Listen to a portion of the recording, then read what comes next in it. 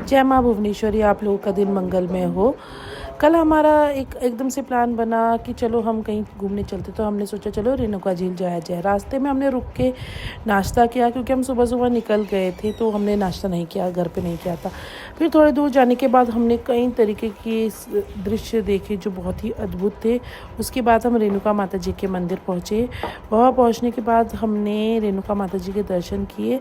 इस मंदिर की बहुत सारी पौराणिक गाथाएँ हैं जो बहुत ज़्यादा फेमस हैं। पहली पौराणिक गाथा तो यही है कि यह मंदिर रेणुका माता जी के को समर्पित है। इस मंदिर में आप जब आएंगे, अंदर आते ही एक हाथ पे परशुराम झील है। ये झील बहुत ही बड़ी झील है।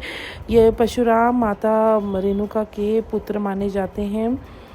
और कहा जाता है कि जब भी कोई बड़ा उत्सव होता है इस मंदिर में, तो पहले इस परशुराम झील पे लोग स्नान करते हैं और उसके बाद ही पूजा प्रारंभ होती है। और अगर आप इस झील को देखेंगे तो इस झील के अंदर बहुत सारी बड़ी बड़ी मछलियाँ हैं। जो मछलियाँ क्या कहते हैं, सबसे बड़ी बात यह है कि इन मछलियों को एक तरीके का संरक्षण यहाँ पे दिया गया है। इन मछलियों को ना तो कोई मार सकता है, ना इनको खाने के लिए प्रयोग किया जाता है, क्योंकि ये मछलियाँ यहाँ की इस पौराणिक गाथा की एक गाथा व्यक्त करती है। क्योंकि माना जाता है कि माँ रेणुका ने इस झील में आत्मसमर्पण किया था, तो उस झील में इन मच्छियों को एक तरीके की प्रोटेक्शन प्रोवाइड कराई जाती है। उसके बाद हम थोड़ा आगे बढ़े मछलियों को देखते हुए, और बहुत अच्छा अनुभव हो रहा था, क्योंकि हमने कभी इतनी बड़ी बड़ी मछलियाँ पानी में इतने पास से नहीं देखी थी। तो बहुत अच्छा सा अनुभव हो रहा था। उसके बाद हम मंदिर के प्रांगण में गए। मंदिर की खूबसूरती और उसके साथ साथ झील की खूबसूरती देखने लायक थी। झील मंदिर को एक कॉम्प्लीमेंट्री की तरह सपोर्ट कर रहा था। उसके बाद जब झील में घूमने के बाद, झील को देखने के बाद हम आगे बढ़े। हमने मंदिर में प्रवेश करा। मंदिर में प्रवेश करते ही एक अलग सी ऊर्जा मिलने लगी, एक अलग सी शक्ति का अनुभव होने लगा। उसके बाद हमने सोचा चलो तो कहते हैं मंदिर में जाया जाए। तो पहले जो एंट्री में पहला मंदिर आप लोग को पड़ेगा, वो मंदिर होगा परशुराम जी का मंदिर। वहाँ आप अपना प्रसाद दे के और क्या कहते हैं आगे माता रेणुका के मंदिर में जा सकते हैं।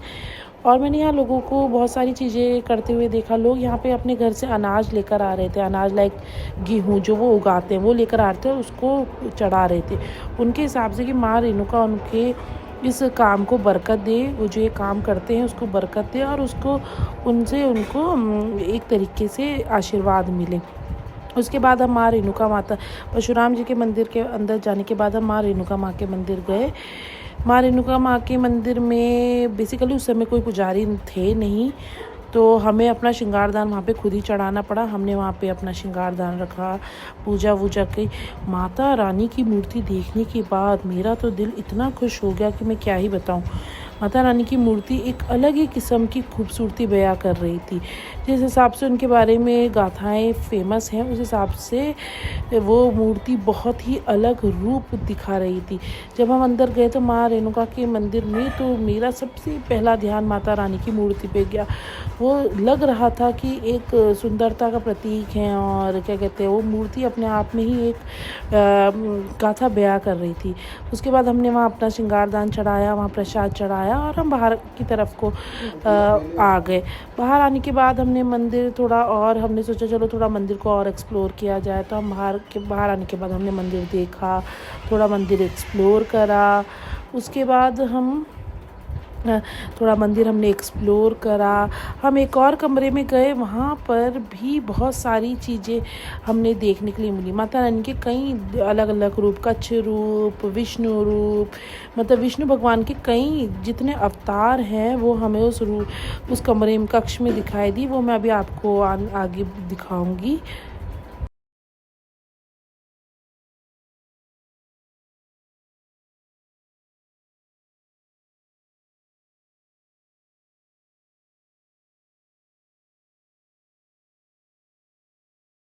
लोग अपनी कई कई चीज़ों को लेके, कई कई मनोकामनाएं लेके यहाँ पर आए हुए थे। पूजा पंडित जी मंदिर में उनकी पूजा कर रहे थे।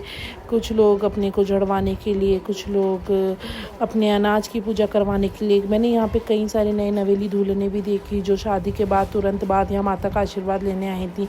कहा जाता है कि ये इनकी कुल देवी मानी जाती है यहाँ के लोगों की।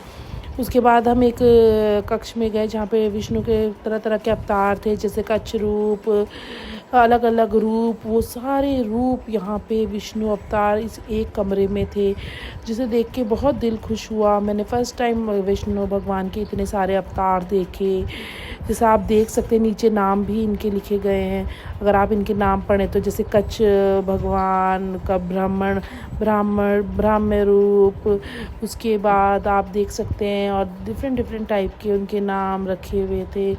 उनके सारे रूपों का वर्णन यहाँ पे हो रखा था। यहाँ पे घूमने के बाद, यहाँ ये सब देखने के बाद हम बाहर गए।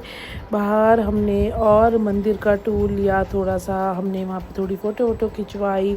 मन में एक अलग किस्म की शांति का अनुभव हो रहा था। मेरे बच्चे ने भी वहाँ पे बहुत ज़्यादा इंजॉय करा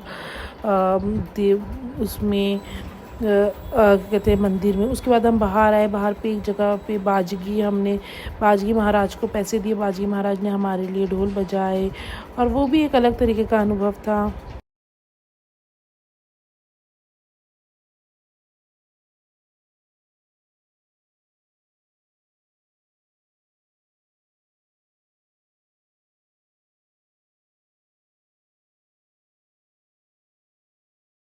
थोड़ा सा आगे बढ़ने के बाद हमें एक वृक्ष दिखाई दिया, वो जो बहुत पुराना बरगद का पेड़ था, उसकी जटाएं चारों तरफ फैली हुई थी और वो एक अलग ही गाथा बता रहा था। उसके बाद हमने बोटिंग करने का सोचा।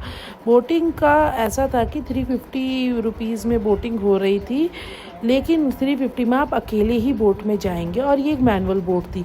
हमें लगा कि अकेले हम जाएंगे और हम फंस जाएंगे, तो हमने ट्रेनर को भी अपने साथ रख लिया। ट्रेनर के हमें अलग से 100 रुपये देने पड़े, और हमें यहाँ पे बहुत मज़ा आया। हमने यहाँ पे बहुत सारी चीज़ें देखी, मछलियों को बहुत पास से देखा। दूसरा, हमने यहाँ पे बहुत कमल के फूल देखे, जो मैंने फ़र्स्ट टाइम अपनी लाइफ में देखे थे। हम कुछ घर भी तोड़ के लाए कमल के फूल अपने घर में उगाने के लिए। वैसे इस समय कमल के फूल की हार्वेस्टिंग नहीं होती है, वो होती है ज़्यादातर मार्च अप्रैल के महीने में। इस समय वो सारे ख़त्म हो चुके थे, लेकिन फिर भी कुछ एक आधे बचे हुए थे जो हमने वहाँ पे देखे, और हम अपने साथ वहाँ तक गए और हम अपने साथ उन्हें लेकर आए। इन लोगों ने एक बाउंड्री बना रखी थी झील में कि उससे आगे हम नहीं जा सकते थे, क्योंकि जैसे आप देख रहे हैं ये मैनुअल बोट है, अगर फंस जाए कहीं पे तो उसको खींचने के लिए यहाँ पे कोई मोटर वाली बोट भी नहीं थी। तो हम ऐसे ही गए इस बोट पे बैठ के, और हमने बहुत इंजॉय करा। आगे बढ़कर हमने कमल की ककड़ी, कमल के फूल इकट्ठा करे और उन्हें अपने साथ लेकर घर आए, ताकि हम अपने घर पर भी वो लगा सकें।